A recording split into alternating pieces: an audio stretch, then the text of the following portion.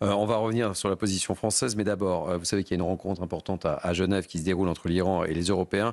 Je vous lis la phrase, je vous la livre. Je pense que ça va vous faire agir les uns et les autres. L'Allemagne, la France et la Grande-Bretagne vont faire une offre de négociation complète à l'Iran, incluant le nucléaire pour aller vers le zéro enrichissement, les activités balistiques et le financement de tous les groupes terroristes et de déstabilisation dans la région. C'est ce qu'a dit le président français Emmanuel Macron. Quelle naïveté. C'est joli, j'aimerais bien... J'étais sûr que ça vous fait réagir. Bah oui, j'aimerais bien y croire, mais je n'y crois pas du tout. Ou c'est d'une lâcheté chronique, ou c'est un manque de connaissance totale. Mais dans tous les cas, mais quelle blague. Un accord prometteur. Est-ce que vous êtes surprise ? Non, pas du tout. Mais la République islamique d'Iran balade les Occidentaux depuis des années et continue de le faire. Et ces négociations, même si elles reviennent sur la table, ça sera la même chose. Et vous verrez qu'ils obtiendront des concessions inacceptables. Parce que là, ce qui est en train de se jouer, les mollahs sont en train de sauver leur tête. Parce que s'il y a un processus diplomatique de négociation qui entre en jeu, si par exemple les Européens disent très bien, on est parvenu à un début de discussion, les mollahs pourraient tout à fait dire bien nous allons accueillir une délégation d'Européens à Téhéran avec des experts de l'AIEA tout ça permet de gagner du temps. Et pendant le temps où, où le gouvernement, les autorités iraniennes inviteront des observateurs européens, évidemment, ça entrave la capacité d'Israël à continuer des frappes. Et globalement, on voit bien que l'action qui est en train d'initier les Européens va à l'encontre frontale, réelle, des intérêts d'Israël. Mais ça peut ne rien changer aussi, Louis, parce que pour l'instant, dire il faut qu'ils viennent, etc., les Israéliens continuent. C'est un sacré bâton dans la roue quand même. Donc, oui et non, parce que ça va dépendre exactement ce que ça signifie. Et mais puis l'intérêt des Israéliens, c'est quand même de frapper très vite. Bien sûr. Oui, c'est certain. Plus le temps passe, plus les négociations se font, plus c'est au détriment de ce que veut faire Israël. En attendant, les Iraniens, en tout cas la République islamique d'Iran, ne veut pas négocier. C'est ça, elle l'a dit haut et fort aujourd'hui. Mais ils acceptent de discuter avec les Européens. Et en ce sens, ils sont un peu en train de gagner. Ils sont pas tout aussi une délégation. Si vous êtes le ministre des Affaires étrangères iranien qui est reçu à Genève, qui va voir le ministre des Affaires étrangères français, britannique et allemand. C'est déjà trop. Mais c'est quoi cette image ? Ça s'appelle la respectabilité.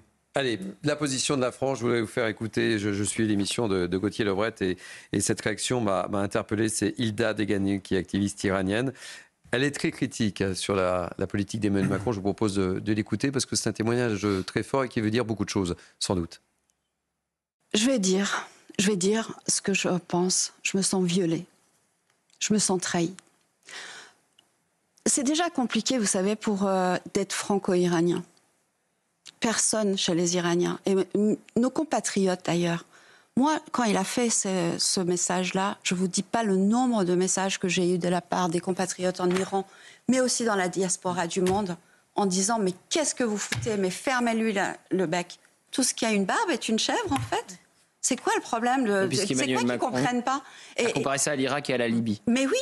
Et le chaos, c'est quand il y a Samuel Paty qui est égorgé. C'est quand il dissout, c'est quand il est infichu de garder son ministre des Affaires étrangères, parce que je suis française aussi, je peux vous parler du chaos français aussi. Quand il est infichu de garder son ministre des Affaires, de l'Intérieur, qui démissionne parce qu'il n'a pas les moyens de maintenir la sécurité, notre sécurité ici.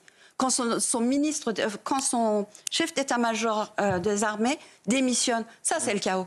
D'accord ? Et le chaos pour les Iraniens et pour le Moyen-Orient, c'est aujourd'hui et c'est maintenant. Hilda Degani. Il y a beaucoup de choses. Tout est assez simplifié. Donc, je trouve que... D'accord ou pas d'accord ? Je suis d'accord avec l'idée globale. Après, je trouve que les ingrédients qui sont mis dans l'argumentaire sont un peu poussés parfois à l'extrême. Mais globalement, la critique qu'elle fait contre Emmanuel Macron, sur le fond, je la rejoins et c'est plutôt juste. Et nous, on pourrait faire exactement la même. Comment ? Les franco-israéliens, on pourrait dire exactement ce que c'est un peu pour ça que je vous dis. Mais dans le même sac, il y a Gérard Collomb, le général de Villiers et tout. Non, bien sûr. Le général de Villiers, c'est pour des questions budgétaires. Gérard Collomb, c'était aussi, il y avait des enjeux avec la mairie de Lyon. Rien qu'Emmanuel Macron. Restons sur Emmanuel Macron. tout seul. C'est la démonstration qui me gêne un peu. Depuis le 7 octobre, en tant que franco-israélien, il y a de quoi être énormément déçu. Je vous rappelle qu'on a toujours 55 otages qui sont dans les mains du Hamas, parce qu'on parle de cette guerre en Iran, c'est l'actualité, mais l'autre à Gaza, elle continue. On continue de perdre des soldats qui, une fois de plus, sont toujours nos enfants, qui ne sont pas des militaires de carrière, qui sont des jeunes gens de 20 ans qui meurent. Il y en a encore eu cette semaine. On a donc 55 otages, ça ne bouge pas. Le Hamas, pareil, on nous dit qu'il faut arrêter, qu'il faut faire attention, qu'il faut stopper les frappes, etc. C'est toujours la même chose. Emmanuel Macron qui ne vient pas non plus à la manifestation contre l'antisémitisme, parce que vous comprenez, c'est compliqué pour lui à l'intérieur. Emmanuel Macron qui ensuite dit « on va vous soutenir, on est derrière Israël », et puis 2 jours après « ah mais cessez donc ce que vous êtes en train de faire à Gaza ». Donc évidemment, nous, on est extrêmement déçus d'Emmanuel Macron depuis le début, exactement comme les Iraniens. Je peux dire comme Hilda, on se sent trahi. Véronique Jacquier.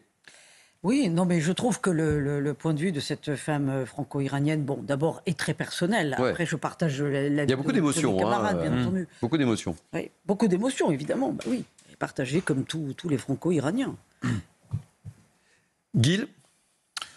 Bon, la France improvise depuis très longtemps. Je veux juste rappeler qu'en 1978, la France est en train de livrer un réacteur nucléaire à Saddam Hussein, sachant pertinemment que l'idée derrière, c'est un arme nucléaire sur la base de plutonium. Et en même temps, la France renvoie Khomeini dans les pattes de chat. Faites attention, lorsque vous dites en même temps, c'est connoté, vous savez. Oui, je sais, je l'ai fait exprès. J'ai bien compris. C'est-à-dire que ça n'a pas commencé un soir de 2017. Et donc, tout le bordel qu'on voit aujourd'hui, en fait, a été sémé... La pagaille. La pagaille, pardon. Merci. Exactement. Je suis étranger. J'ai bien compris. Donc, toute cette pagaille-là dans la région commence quand d'un côté, la France crée un monstre en Irak et de l'autre côté, elle aide à développer un monstre en Iran. Ce qui est marrant, c'est que Chirac, qui participait dans la création de monstre Saddam Hussein, qui a gazé les Kurdes, qui a fait une guerre d'1 million de morts avec l'Iran, il tire la plupart de son prestige du fait qu'il, en 2003, a dit non aux Américains qui essayaient maladroitement de résoudre les problèmes qu'il a créés. Il est 18h30. Vous avez respecté le timing, Gilles, je vous félicite. 18h30, Maureen Vidal est avec nous ce soir. Elle nous présente un tour d'horizon de l'information. Bonsoir Maureen, sur Europe 1 et sur CNews.